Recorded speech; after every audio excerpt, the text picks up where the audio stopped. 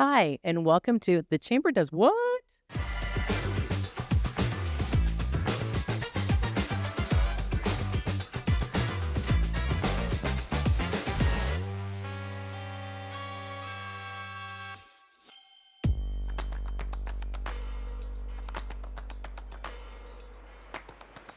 I'm Tammy Randolph. I'm the Director of Investor Development at the Cleveland-Bradley Chamber of Commerce. Wow, I got to come up with something different because that's a lot of words to say right at the beginning.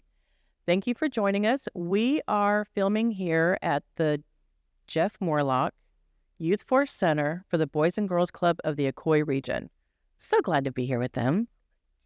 And we are doing a podcast to help you understand what the Chamber does. We get asked that on a regular basis. And then when they find out, they're like, I didn't know the Chamber did that. So today we're going to meet with one of the Chamber staff people. I think everybody knows him, but without everybody in the community knows you. Aaron Weatherford. Aaron, hi. What do you do at the Chamber? So my title is Director of Communications and Marketing. So my primary directive is to promote, share, and enhance any of the happenings that are going on at the Chamber, what we do, what we're doing for small business, and we also advocate for the businesses that are members of the Chamber. So I promote what they do through our social media outlets, our website, our newsletter, the updates, throughout the month, just of things that are happening as they happen, as fast as we can. So ribbon cuttings, groundbreakings, I usually cover those. Invite people out to them, invite the community. That's usually comes through my department. If there's something that's written, if there's something that's produced, if there's anything that's done that communicates in any way, shape, or form, it comes through you. Basically, I have words that I put together. Yeah, I share my words. Yeah, share my words. Yeah, you are a local Cleveland boy, right? I moved here, and yes, I wasn't born here, but I mean, anytime I tell people that, they're like, well, you're basically from here. Because I moved here when I was 6. Okay, yeah. Now I'm a lot farther away from 6 than the other way around. So yeah, Cleveland's definitely home. Moved here in 1990, and I've loved it and lived it ever since. Cleveland High School, Lee University. What brought you to the Chamber? Honestly, it was an opportunity that fell into my lap. I had just graduated Lee. I was working at a local restaurant, and Melissa Woody, actually, who's still at the Chamber, she happened to walk into that particular restaurant, and, her and I got to talking, and I was like, hey, I'm interested, in what you do and, where you work. Not really knowing much about the Chamber, just that I said, hey, that looks like a fun job, what she was doing. She was entertaining guest or writers, I think, at the time. Mm-hmm. And she said, well, hey, just, shoot your resume in. And sure enough, that next week I did. And it just so happened to be the very same week that someone else that was there had just retired. So it was perfect timing. And 2 weeks later, I had an interview, and the next week I was hired. And what did you do when you started at the Chamber? I was the membership director at the Chamber, and I did that for about 15 years. So these transition from the first room on the left to now the fourth coming the other door, the second one on the right, just down the hallway. So I've been at the Chamber for almost 17 years, I think, 16 plus, yeah. Just a few behind you, not long, but what's cool is, both of us have seen progression in our profession all at the same organization, which is really cool. So I was membership director, did that for a long time, getting to know the members, doing the ribbon cuttings. A lot of what you do, of course, we didn't have podcasts, but no, you're turning the stove up a little bit. It's getting a little hot. That's awesome. Turning the heat up on it. Big shoes to follow. Well, they are big shoes, but the technology is a little bit different too, and I'm loving it. So.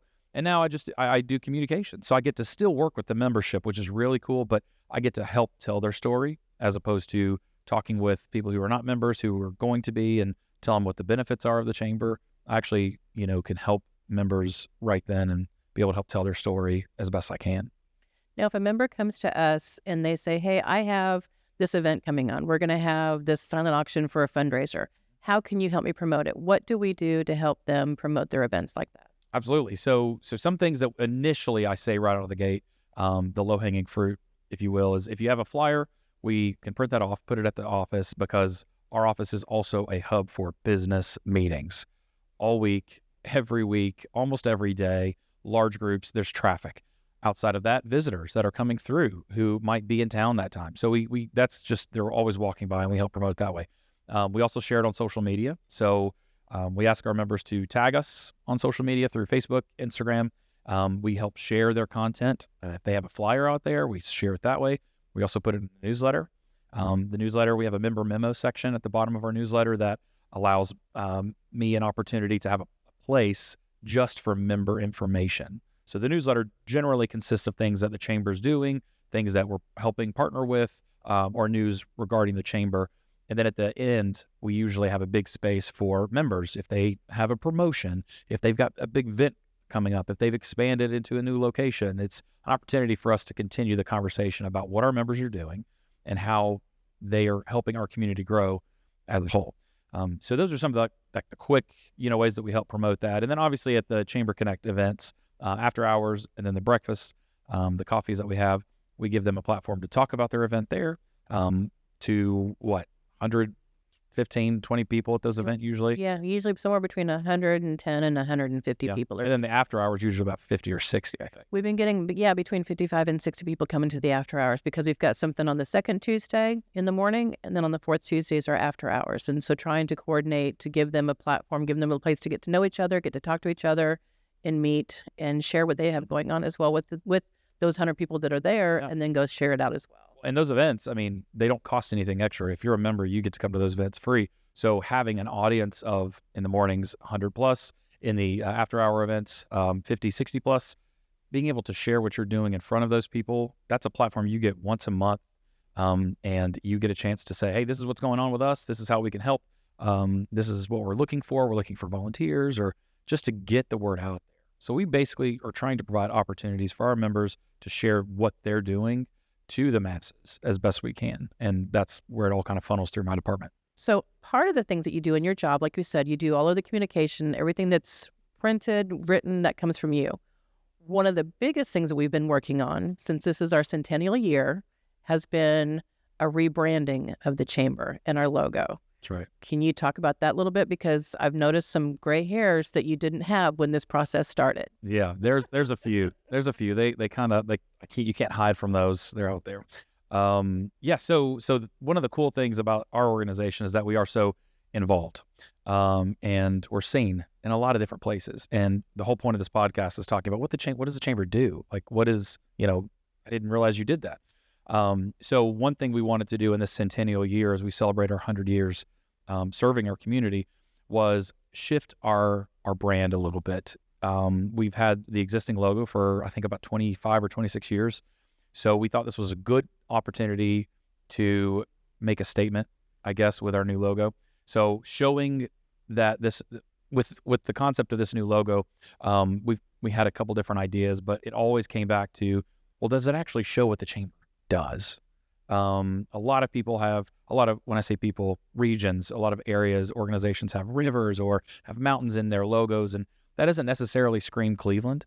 Although we can see them from our town, that doesn't say Cleveland. So we kind of pivoted to an approach that basically says, well, if it can't say Cleveland in Bradley County, then it needs to say chamber, right? So we're shifting our new concept to be called the Chamber. So that should help with your intro a little bit. But we're affectionately known as the Chamber. People call us the Chamber. We're the Chamber. So in our logo, it's the Chamber. And what's cool is we shifted to a 3-color system that has essentially 3 sections, because as you may or may not know out there listening, the Chamber has 3 departments: membership, tourism, and economic development. What does the Chamber do? Well, we do a lot of things, and not just for members. We do a lot of things for tourism. We do a lot of things for prospects and manufacturers that come and want to invest in our community. Not everybody understands it's all under the same roof. So our new logo concept is essentially saying just that. We're all under one roof. Each department has its own color, and essentially it's making, I call it the awning effect. So it looks like an awning, which is the front door of the chamber. It's the shape, it's an awning, and it's just kind of curved. So in this centennial year, showing that we're moving forward more in a modern, simplistic approach that shows that we are an organization that services not just one demographic, and that's, small business, for example. We serve our community as a whole.